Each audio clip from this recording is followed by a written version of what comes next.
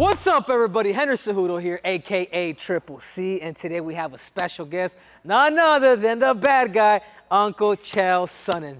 And today, for breakdown of the technique, I would like to go over, again, it's not signed yet, Uncle Chael, but Anderson Silva versus Jake Paul. You've been in there with Anderson Silva, so I'm gonna go ahead and pass the mic to you. Well, let's start with that. What about, the fact that it isn't signed? And I only bring that up because Jake Paul just got bit in the ass with Tyson Fury's little brother, announcing a fight, think it's going to happen, telling the odds, not getting it done. Now, when you're dealing with Anderson, if you have his word, you'll get the contract. But I'm just sharing with you, it's a very risky game that Jake Paul is playing. That's a risky way to do business. I do think they're going to come together, and I do think that Anderson checks a lot of boxes. I want to share one thing with you, and I know this isn't what you meant. You're talking the X's and O's, but I just want to share this with you. I know where I was when that fight was announced because I happened to be in my studio and happened to be recording.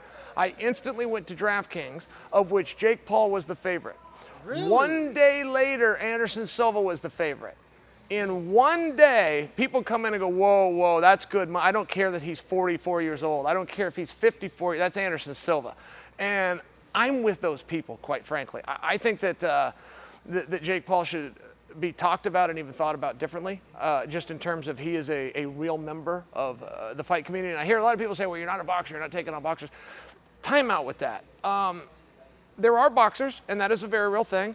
I have my own standard for that. I think you need to go through an Olympic process and having a competitive architecture. That's Chael's opinion. But Henry, there's also a category called a fighter, okay? If you get in there with Anderson Silva, under any rule set that involves blows, you meet my criteria. You're a real fighter. I really think that.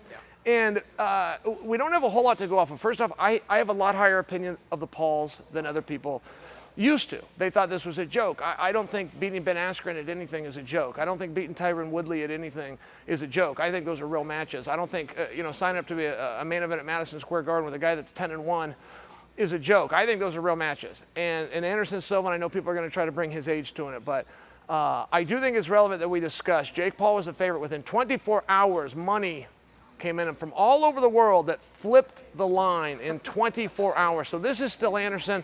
You talk about boxing, that's a different conversation. When it's about fighting, this is a real fight. Yeah, and I think it almost seems like you're probably swinging. Are you swinging more towards Jake Paul, Chael? No, I'm not. I'm actually towards Anderson. I just want to share that I think Jake and his willingness, I think that means something, Henry.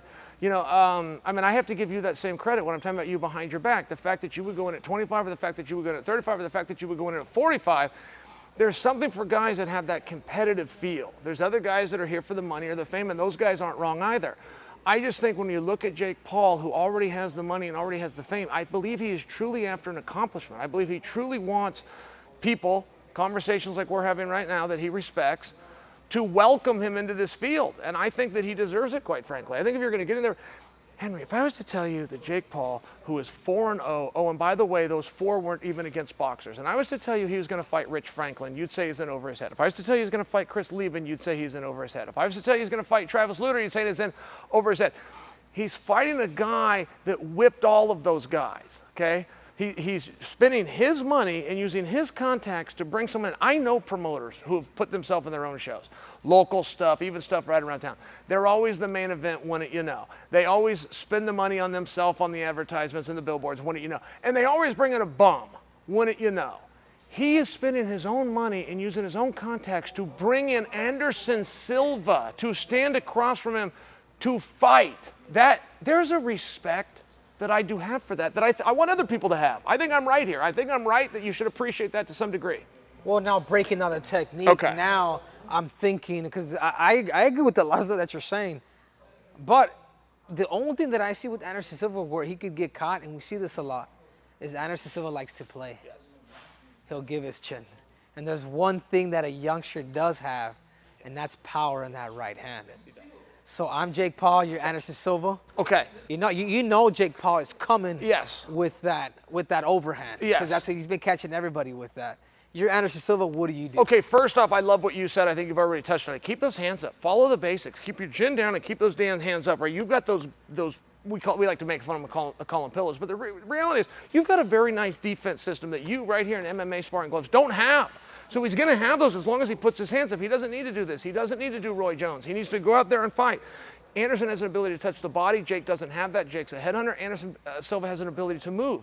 One thing that Jake had that surprised us all in his previous fights, he had conditioning. It turns out the guy works hard. It turns out the guy does his road work. He showed up with a level of conditioning. Anderson Silva went the distance with Julio Cesar Chavez Jr., okay? Anderson Silva has conditioning. He's never been credited for that. You go show me a fight that Anderson had that he lost the 5th round of, you're going to have a hard time. He's a conditioning guy himself, and nobody ever talks about that because he's such a technician. So number one, let's slow down. Let's follow the basics if you're Anderson Silva. Don't be afraid to switch stances. That's the other thing. Anderson is ambidextrous. He can fight you orthodox, and he can throw you off and come right back to a southpaw. And there's not a lot of guys that can do that. And I do think he just needs to mix it up. He's not a brawler. He's never been a brawler. Don't make it a brawl. Jake is. So it's another thing where Anderson can just move. He's got all night. I mean, my goodness, they're giving him 8 rounds to do it. I think that he just needs to move and pick them apart. But I love your point because it's not just a natural strength.